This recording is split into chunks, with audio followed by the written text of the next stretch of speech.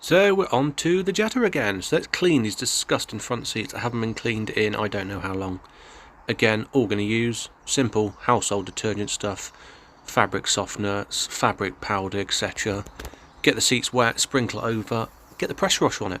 Fantastic bit of kit. Nice to do it on a big nice warm day, a nice warm day even, just to get that heat in the seats to dry them out. Again, these have got padding on, but they are based on foam, so they shouldn't take too long to dry out. You can see all that grime coming out when I pressure wash it. So satisfying doing this. Like a gunk down the front. This was the worst, as is the driver's one. You can see there, lovely. Another close up before we get the camera too soaked. Look at all that. Disgusting. Nice and clean now though. And again, if you haven't already, click subscribe, like the video if you like it. And there we are, seats are back in, lovely and dry, matching the rest of the lovely dry and clean carpets and back seats. Very soft and comfy too.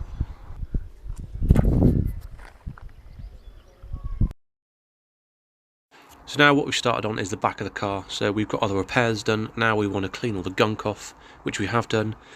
And this is etch primer on there, so we've covered everything in etch primer. Anything that's bare surface really, etch primer it, get a good base on it. And then we've touched up the bits of what white you can do is a seam sealer, which we've peeled off. Again, I'm only peeling off the loose stuff. I'm not deliberately removing it because it is good stuff when it's on there. And once that's all on dry, is then we can put some stone chip over the top. So but looking nice with some stone chip on, we didn't get too far until we found another rusty hole. And can you guess what caused that rusty hole? Yes, sopping wet sound deadening underseal. Look at that. That is what causes that. And one fix to this, we're just going to bung it. There's no point in welding it. So we're just going to clean that up to a decent circle so it'll actually fit the bung in, put it underneath, seam seal it, done.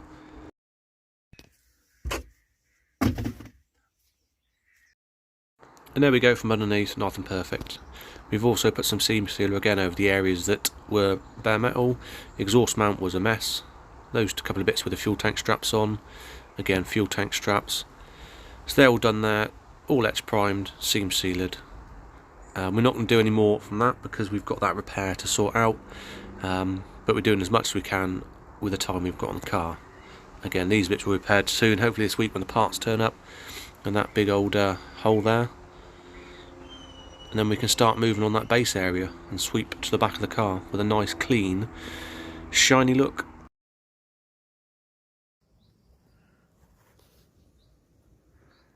Now this, as you can agree, is looking so much better than it was when we first started. So it's all been cleaned off, all been prepped, all been etch primed, all been stone chipped, and some clear coat.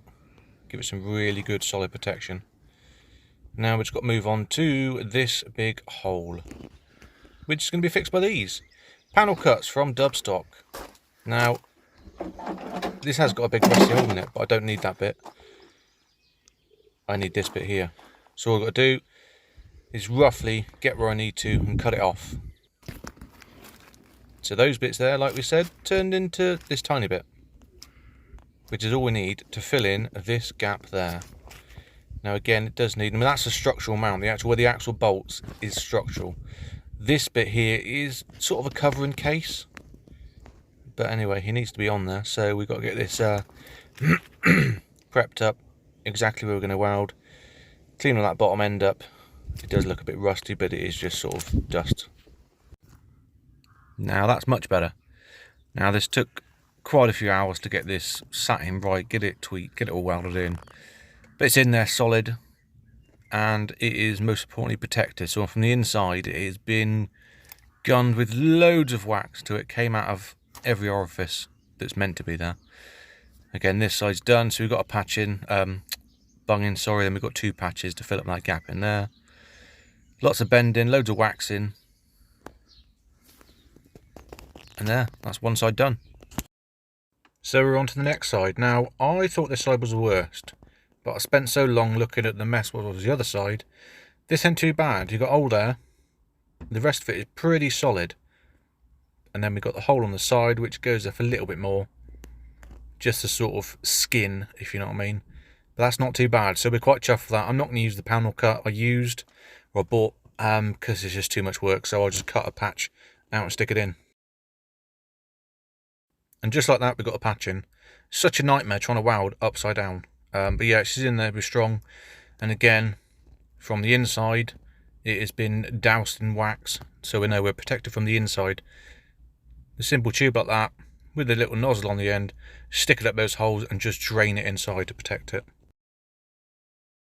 Once that's done from the inside, then we can have a good dousing of etch primer to protect it from the outside before we start doing the seam sealer and then the stone chip and lacquer, etc.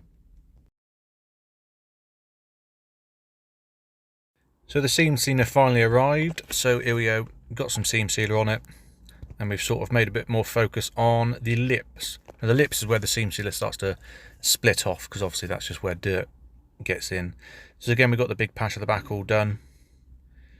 Need to sort that exhaust hanger out next, because that's a nightmare to try and undo that nut. We've also re-seam sealed even the edges, which is where it sort of starts to split off originally. A new bung's gone in there because I melted it when I was doing the welding, so that's that side all done in there. So again, we've got the stone chip on, nice good covering it, that's all dried, and we've clear coated it with a couple of coats, so that's looking beautiful. Now the next last bit is this main section under the seat, and he's cleaning up and doing the same treatment on this side. Then we can get the tank back in, looking bloody good.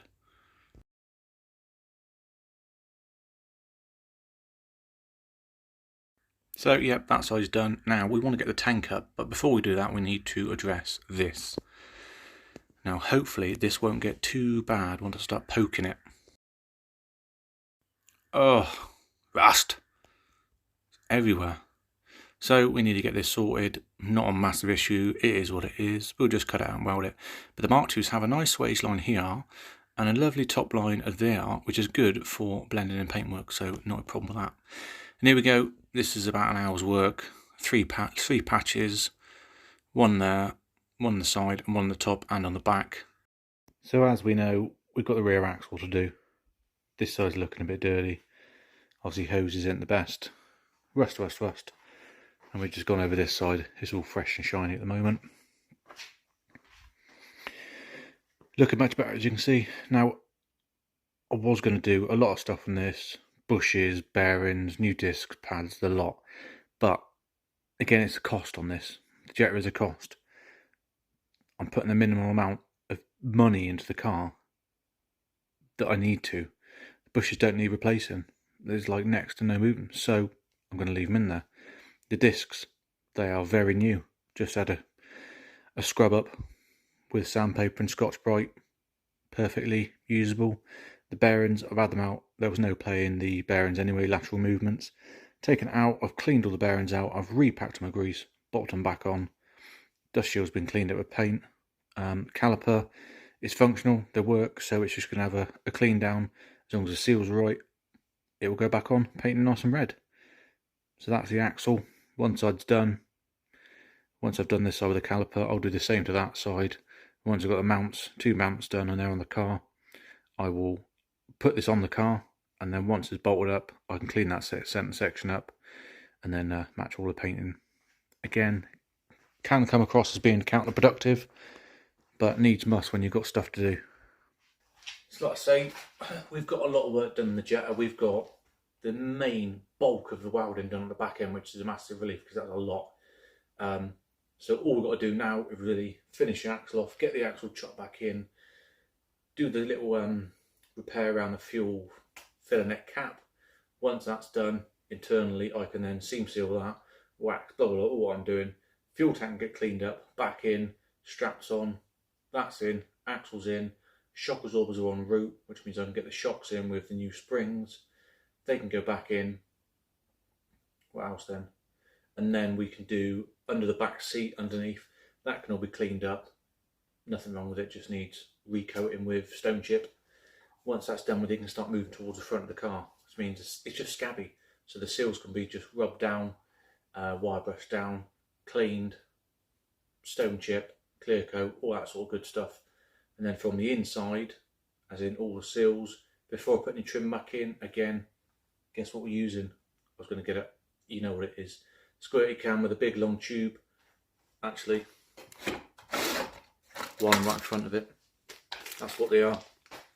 This comes with the Novel clear wax, which I've got. Same sort of stuff.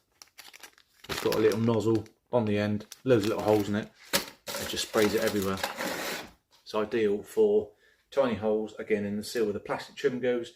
Stick it in there, wedge it down on it, and just let rip. Fill it with wax. Just want to prolong the life of the cars.